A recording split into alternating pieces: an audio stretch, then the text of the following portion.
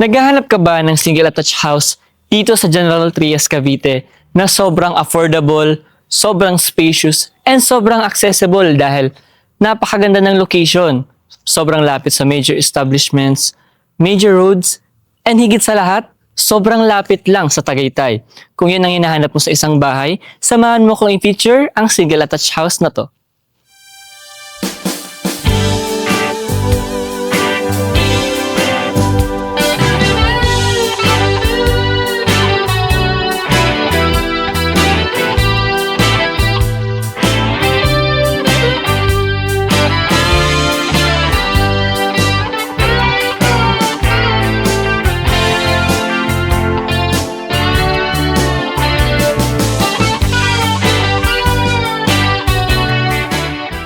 Hello kabayan feature owners, this is your Gen Z property specialist, John Paul Expectation will give you your house expectation.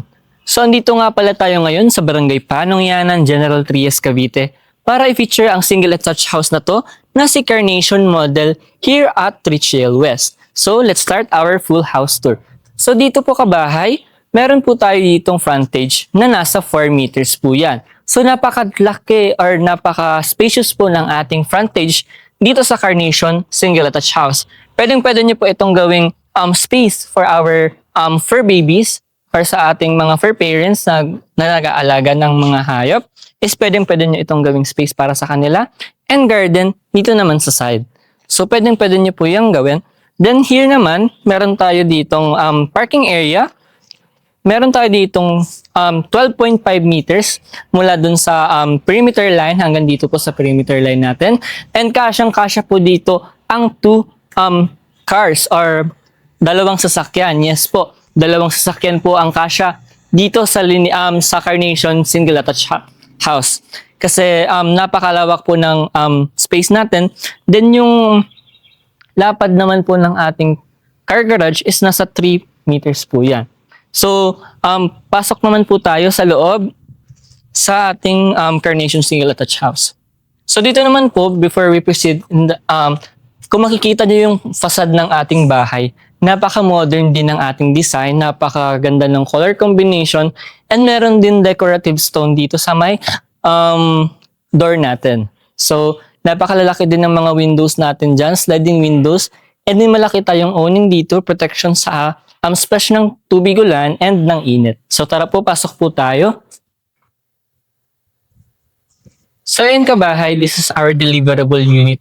Or ito na po yung makukuha nyo kapag nag-reserve kayo ng unit dito sa Carnation single attached house. Kung mapapansin nyo po is bare finish turnover po ang tawag dito sa bahay na to. Plain cement po yung wall, plain cement po yung ceiling, naka-steel deck na po yung ceiling natin, and bare pa po siya, wala pa po siyang paint, ceiling, and tiles po. So yan kabahay, napakaganda, napakalawak ng space natin dito sa Carnation single attached house. And dito naman, dito yung space natin for living area. So ayan, as you can see, pwede tayo maglagay dito ng sala set or couch and center table. Then dito naman, pwede tayo maglagay dito ng TV console or TV area natin for entertainment. Then yung mga outlets and switches natin is included na po siya or nandyan na siya upon turnover. Then nakalimutan ko pa lang sabihin mga kabahay is yung door po natin is metal brush door po yan. So alam natin na matagal siyang masira and napakatibay ng materyales dito. Then dito naman located yung ating kitchen countertop. Yes po kabahay, meron po tayong kitchen countertop sa loob. Meron po tayo dyan, naka-tiles na po ito, then may stainless sink, and may faucet na pong nakaabang. Yes po, alam ko po sasabihin ninyo na ayaw ninyong may countertop sa loob, and pwede nyo din po itong patanggal dito sa loob, and then ilipat nyo po doon sa likod. Kasi para po ma-maximize natin yung space natin dito for dining area. So, proceed naman po tayo sa service area natin. So dito naman kabay sa service area natin, meron tayo ditong 2 meters na setback. So di ba napakalawak pa? Then 8 meters na pa po yung lapad natin mula dun sa perimeter line natin, firewall natin hanggang sa perimeter line po natin. So di ba napakalawak pa mga kabahay? Pwede natin itong gawing kitchen area or another bedroom sa likod ng ating car garage. So, di ba napakalawak? Then, kung mapapansin nyo din kabahay is high ceiling din po tayo dito. Ayan po. High ceiling din po tayo dito and well ventilated yung ating bahay. Dito naman po located yung ating modern circuit breaker po yan. So, naka-modern na po, circuit breaker na po tayo dito. Then, proceed po tayo to our first toilet and bath. So, dito po sa ating first toilet and bath mga kabahay, is complete na po siya. May tiles na po yung ground floor. Then, yung walls po natin is naka-tiles na din po siya. Ang kulang na lang po dito is yung paint natin, then yung ceiling natin sa taas. Naka-metal deck na din po siya. Then, yung mga tube na ginamit po dyan is nakikita yung materials. Then, complete accessories, may telephone type shower, faucet, may soap holder, then dual flush type water closet, then lavatory with modern faucet, and tissue holder. So, ayun kabahay, di ba napaka-complete na po nito. Halos partition na lang for our wet area para hindi masyadong mabasa yung dry area. Meron din po tayo dun owning window for proper ventilation and plastic PVC na po yung pinto natin, then yung hamba. So, kahit mabasa po siya, is hindi po siya madaling masira. So, proceed po tayo dito sa ating stairs. So, yung stairs po natin is spiral stairs po siya. Then, combination po siya ng metal and concrete naman po yung steps. Then, tubular naman po yung railings natin. So, napakatibay po nito. And, mga kabahay, pwede nyo itong gawing i-cover up, then gawin nyo itong TV console sa ilalim. So, tara po. So, yun kabahay, we are here in the second floor. Welcome po sa ating second floor.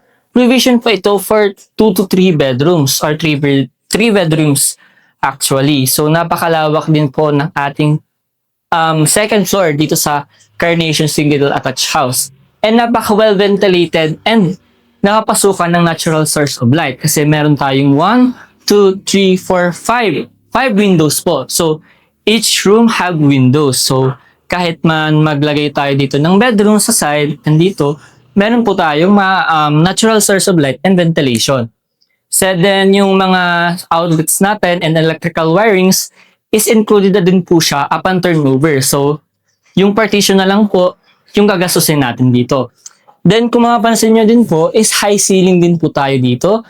And makikita po natin yung mga materials na ginamit dito sa Carnation Single Attached House. Then, yung makikita nyo po yung mga poste natin and biga is makakapal po yan. Kasi conventional style or traditional style po ang tawag ng construction construction style dito sa Carnation Single Attached House. So, ayun, proceed naman po tayo sa second toilet and bath. Dito po sa ating second toilet and bath is complete din po siya. Mas maluwag lang po siya sa ating toilet and bath sa baba. Then, complete na po yung accessories. May tiles, may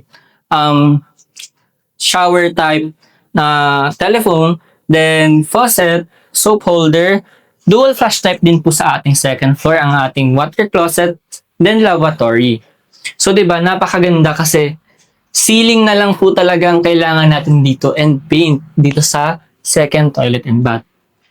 So, yung kabahay, diba, napakaganda na. So, sa gantong price na mababa and through Pag-ibig Financing sa General Trias Cavite, ito na yung pinakamagandang single attached house na mura, maganda location, and napaka-spacious na makukuha mo.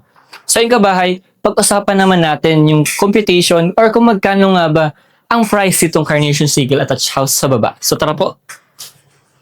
So, yun mga kabahay, tapos na natin makita yung pinakamurang single attached house dito sa General Trias Cavite na magandang location, napaka-spacious, and napaka-modern ng design.